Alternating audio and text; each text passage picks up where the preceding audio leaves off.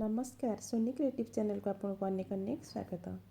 आषाढ़ कार्तिक माघ बैशाख ये चारोटी मास को आम हिंदू धर्म नियम अनुसार ये चारोटी मास अत्यंत पवित्र मास। यही मासरे दान धर्म सबू किछि आपण करिपारिबे।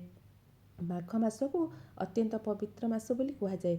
माघ मासरे भगवान श्री हरि विष्णु स्वयं माधव तांका सेही नाम रे ही आमे पूजा करिथांती आराधना करा जाए।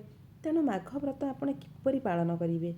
धर्म अर्जन दृष्टि बा पुण्य अर्जन दृष्टि माघ मासरे माघ व्रत पालन करा जाए।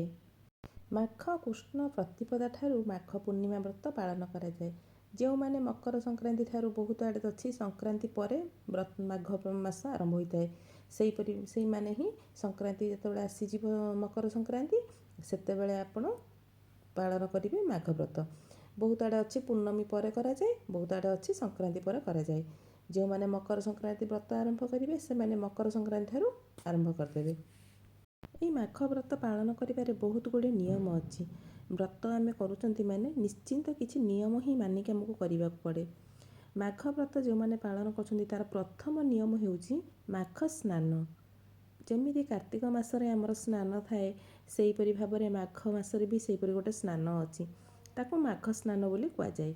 जो माने माघ व्रत पालन करिवे निश्चिंत भागरे माने माघ स्नानटा निश्चिंत भाबरे आपण करिवे। माने घरे तो करिवे, पोखरी पुष्करणी भी आपण करिपारिबे, किछि नाही घरे भी आपण करिपारिबे, सेमिति किछि नाही। जदि आपणकर नदी सुविधा नथिबो ताहले तो हमको बाहर तो बहुत लोक रहउचंदी, से माने किपरि भाबरे एहिपरि भाबरे घरे ही करिपारिबे। तार भी किछि अच्छी विधि, घरे आपण भी कले किछि भी असुविधा नाही। ब्रह्म मुहूर्त माने सूर्योदयर पाखापाखि 1.5 घंटा पूर्व ए स्नान करा जाए। माघ स्नान कले अशेष पुण्यफल मिलता है बोली गोटे विश्वास अच्छी। माघ स्नान पर सूर्य पूजा तुलसी पूजा प्रथमे करेंगे। जेपरी आपण कार्तिक मासरे पूजा करती सकाळू पूजा स्नान सरला परे सेहीपरि भाबरे करेंगे। माघ स्नान जितेबाला पूजा करा जिवो प्रथम जितेबाला तुलसी आउ सूर्य पूजा करेंगे सेते बेलको आपण जेमिति स्नान करबा कथा सेहीपरि भाबरे परिष्कार भाव करिकि सबु जिनस प्रथमे जोगाड़ कर देकी आसिकी तुलसी पूजा सूर्य पूजा करेंगे। पंचोपचार विधि रे पूजा करा जिवो ना तुलसी को, तापरे घर ठाकुर आपण पूजा करेंगे। घरे जितेबाला पूजा करेंगे सेतेबेले विष्णु को माधव नाम धरिकी आपण पूजा करेंगे। जगन्नाथ फोटो रखिथिबे, मूर्ति रखिथिबे, शिवंकर भी रखिथिबे, विष्णुकर जहाँ आपण रखिथिबे सेही उच्चारण नाम करिके आपण पूजा करेंगे। प्रथम जितेबाला ठाकुर को स्नान करदेवे ताधरी किछि ना किछिटा बहुत गुड़े जिनिस अच्छी ताको पकईके आपण स्नान करदेवे। गंगा जल चुआ अगरू सब प्रकार जिनस आपण मिसे सुगंधित जिनस आपण सब जिनस मिसेकी प्रभु को स्नान करदेवे। तापर पोछापोछि करदेकी प्रभु को हलदिया कपड़ा श्रीहरि विष्णु को आपण पिंधेबे। तांकर अत्यंत प्रिय हलदिया फूल हलदिया कपड़ा आ जो पैताटी आपण जदि देबे प्रभु को सेतेबेले से कपड़ाटी माने पैताटा को टिके आपण हलदी कलर करदेबे। हलदी पानी टिके बुड़ेकी रखिदेबे, तापर ताको सुखी गला पर से हलदिया हो जिवो। ताको सेहीपरि भाबरे करिकि प्रभु को पिंधे देबे। तांकर तो अत्यंत प्रिय ना। तापर धूप दीप देबे। जितेबाला दीप देबे सेतेबाला आपण घीयर दीप देबे, तेलर दीप देबे नाही। बहुत आड़े देखी बहुत जन अच्छी जो मैंने व्रत करती से मैंने मास सारा अखंड दीप बसई था।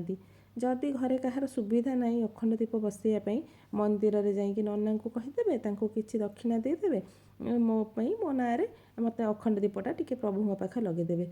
सी सब बेले ही अखंड दीप लगे रखिथे। आपड़ जितेबाला जो व्रत कर सोमवार व्रत गुरुवार ये माघ मासरे गुरुवार व्रत भी बहुत जन करें।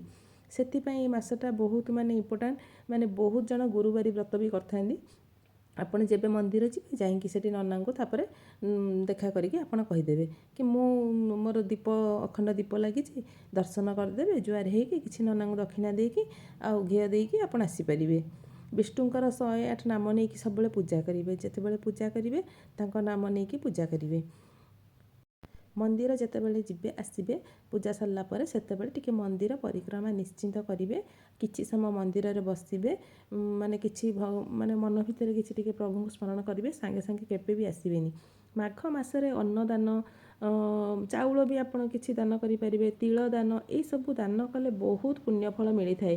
तिल माने जो राशि लड्डू राशि यही जिनस को कह जाए। ଆଉ ଯେତେବେଳେ ସ୍ନାନ କରିବେ ଆପଣ, ମୁଁ କହିଥିଲି ଘରେ ବି ସ୍ନାନ କଲେ ଚଳିବ, ସେତେବେଳେ ଆପଣ ସେ ପାଣିରେ ଟିକେ ତିଳ ପକେଇକି ନିଶ୍ଚିନ୍ତ ସ୍ନାନ କରିବେ। ଗଙ୍ଗାଜଳ ଆଉ ତିଳ ଟିକେ ପକେଇଦେବେ, କିଛି ଅସୁବିଧା ନାହିଁ, ଆପଣ ସେ ପକେଇକି ସ୍ନାନ କରିବେ। ଆଉ ଯେତେବେଳେ ଭୋଗ ଦେବେ, ପ୍ରସାଦ ଦେବେ, ସେତେବେଳେ ଆପଣ ରାଶି ଲଡ଼ୁ ନିଶ୍ଚିନ୍ତ ଭୋଗ ଦେବେ। ଆଉ ଯେଉଁ ପ୍ରସାଦ ଯାହାକୁ ଭୋଗ ବି ଦେଇଥିବେ ନା, ତାକୁ ସବୁ ଯେତେ ପାରିବେ ଆପଣ ପିଲାଠୁ ସମସ୍ତଙ୍କୁ ପ୍ରସାଦ ବାଣ୍ଟିବେ, ସମସ୍ତଙ୍କୁ ପ୍ରସାଦ ବାଣ୍ଟିବେ। ବହୁତ ଭଲ ରାଶି ଲଡ଼ୁ ଯେତେ ପାରିବେ ଆପଣ ଭୋଗ ଦେଇପାରିବେ, ଆଉ ପ୍ରସାଦ ବି ବାଣ୍ଟି ପାରିବେ। ଆପଣ ଚାହିଁବେ ଯଦି ଘରେ ବି ଅଖଣ୍ଡ ଦୀପ ଲଗାଇ ପାରିବେ ମାସ ସାରା। ଯଦି ସୁବିଧା ନଥିବ ମନ୍ଦିରରେ ଯେପରି ଆପଣଙ୍କୁ କହିଲି ସେପରି ଭାବରେ ବି କରିପାରିବେ। ପିଆଜ, ରସୁଣ, ଛତୁ, ଆମିଷ ଦ୍ରବ୍ୟ, ପୋଡ଼ା, ପିତା ଏସବୁ କୌଣସି ଜିନିଷ ଆପଣ ଗ୍ରହଣ କରିବେ ନାହିଁ। ଯେଉଁମାନେ ମାଘ ବ୍ରତ କରୁଛନ୍ତି, ମାଘ ମାହାତ୍ମ୍ୟ ପଢ଼ିବେ, ମାଘ ପୁରାଣ ନିଶ୍ଚିନ୍ତ ଆପଣ ପାଠ କରିବେ। ଯଦି ସକାଳେ ଟାଇମ୍ ନ ହେଉଛି ସନ୍ଧ୍ୟାରେ ପଢ଼ିବେ। ଯଦି ସନ୍ଧ୍ୟାରେ ଟାଇମ୍ ନ ହେଉଛି, ଆପଣ ଯେତେବେଳେ ସବୁ ଲଞ୍ଚ ସରିଯାଉଛି ସେତେବେଳେ ଆପଣ ପୁରା ଯାହା ବି ପିନ୍ଧିଥିବେ ସବୁ ଜିନିଷକୁ ଚେଞ୍ଜ ଚାଞ୍ଜ କରିକି ଧୁଆ ବସ୍ତ୍ର ପିନ୍ଧି ଠାକୁରଙ୍କୁ ସ୍ମରଣ କରିକି ଆପଣ ନିଜେ ବସିକି ଚାହିଁଲେ ବି ପଢ଼ିପାରିବେ। ସେଥିରେ ବି କିଛି ଅସୁବିଧା ନାହିଁ। କିନ୍ତୁ ମାଘ ମାସ ସାରା ଆପଣ ଚେଷ୍ଟା କରନ୍ତୁ ନିଶ୍ଚିନ୍ତ ପାଠ କରିବା ପାଇଁ। ଆପଣଙ୍କୁ ଯଦି ମୋ ଭିଡ଼ିଓ କିଛି ସାହାଯ୍ୟକାରୀ ହୋଇଥିବ ତାହେଲେ ପ୍ଲିଜ୍ ଲାଇକ୍ ସେୟାର କରିଦେବେ। ଯଦି ଚ୍ୟାନେଲରେ ନୂଆ କରିଥିବେ ସବସ୍କ୍ରାଇବ୍ କରିଦେବେ। ମୁଁ ପୁଣି ଏକ ନୂଆ ଭିଡ଼ିଓ ନେଇ ଆପଣମାନଙ୍କ ପାଖକୁ ଆସୁଛି। ଆଜି ପାଇଁ ରହୁଛି, ନମସ୍କାର।